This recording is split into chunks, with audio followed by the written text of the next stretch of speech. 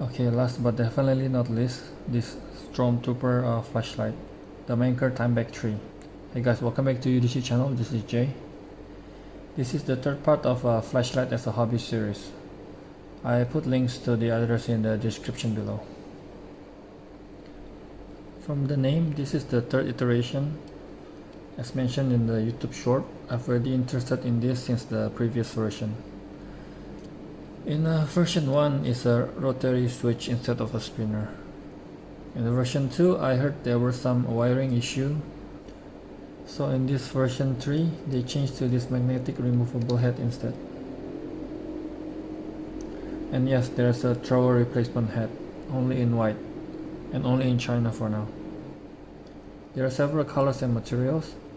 I was interested in the antique brass version, but I think this white is also intriguing. They didn't specify it, not sure if it's mauve or just a regular white anodized. They said that the black part is made of black plated brass. And there's a One Crazy Premium custom version with exotic colors and materials that mortals can only dream of. But this is also the only one with the bootleg version, at least so far. Hopefully nobody copies this. Let me show you the box real quick.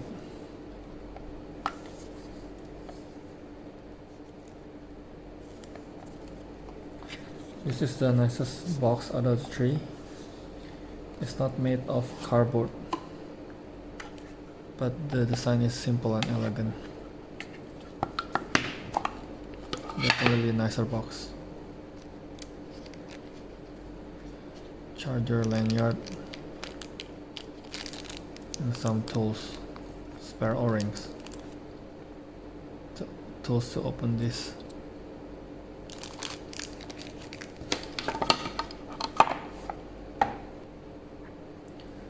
Now let's take a closer look at the light itself. It's a quad LEDs with cool white and neutral white option.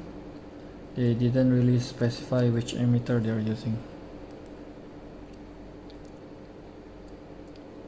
Normally I prefer neutral white or even warm white, but in this white version I think the cool white looks more fitting. If I get the brass version, I will definitely go with the neutral white instead. It's using a frosted Carlo Optics TRI lens with a blue glow gasket inside. Unfortunately, it's not the turbo glow. It doesn't glow as bright or as long. The main spinner is kinda underwhelming. It feels light, at least in this version. You can't really feel the torque while spinning this. I can barely feel this one, and this one feels even lighter. It spins the shortest time as well, again probably due to it being light. Another reason why I think the brass version would be better. Or maybe TI with copper spinner head. I've been in a QT's kick lately, and since it's small, the body is too short to be held like this when spinning. It's better to hold it this way to reduce the risk of dropping it. It does have these blue glass domes that are lighted as well.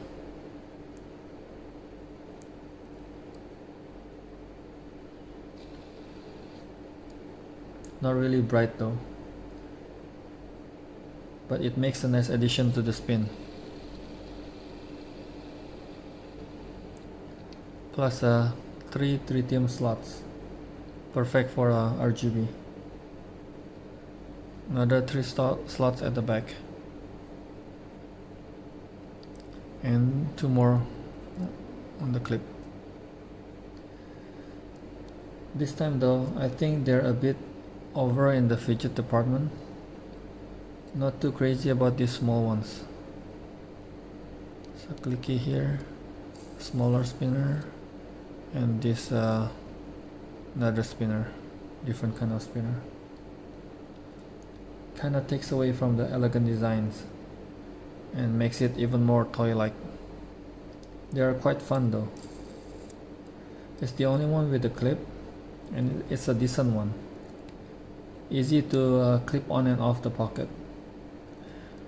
And it's nicely designed too, to match with the rest of the design language. It's not just bent metal. It even has two tritium slots, as mentioned earlier. All of these small fidgets and the clip can be removed with the included toy that shown earlier in the included in the box.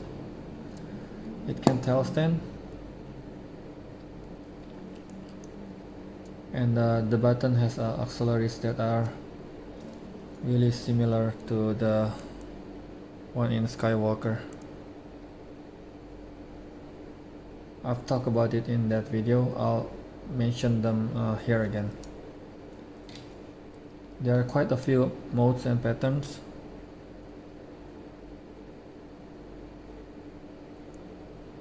Second one, third, fourth, fifth, and go back to the first one. First of all, it can be turned off, which is good to prevent a parasitic drain, and it can be turned on without turning on the light, even in unlock mode, which is fun. However, just like in Skywalker, there's a pattern when unlocking, which is too long and annoying. I don't mind the pattern when unlocking. And also, as mentioned, there's no battery check. One of these should be reserved for a battery check, either using a number of blinks or a color code. The moonlight is rated at 0.1 lumens, but it seems brighter. I don't have any tools to measure this, just by comparing with my other flashlight. This is rated at 0.5 lumens. So, I don't know. And the spacing seems too close up to the high. I think I would prefer it to be more evenly spread out. Maybe increase the medium a bit and a little bit more on the high. I'll just go over the modes quickly. They did a good job with the diagram on their website already, and it's not too complicated to begin with. Click and hold for moonlight. One click on, one click off. Double click to turbo. Triple click for strobe. Hold for SOS, beacon, and then back to strobe.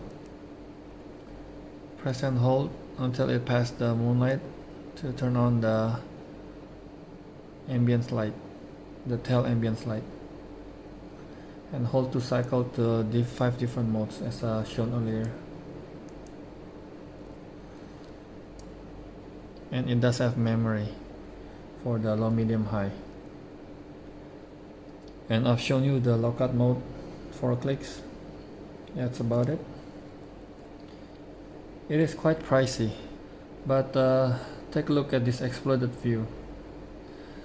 Normally I would almost always get the premium metal version, but being that expensive, probably I would get this white one instead, which is also nice with this Stormtrooper vibe, and actually looks the best when adding a custom glow.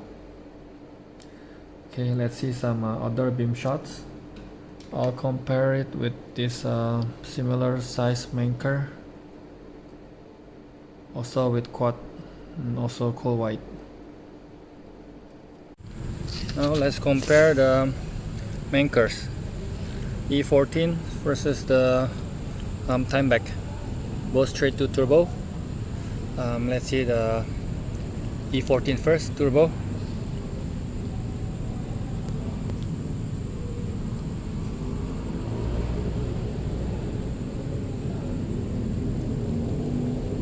Now, TIMEBACK turbo.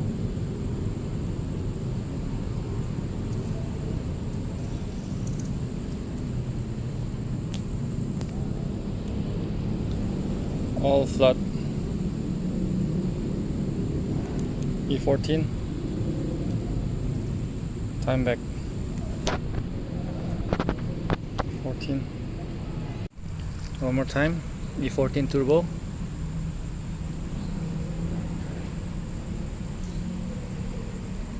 TIMEBACK turbo.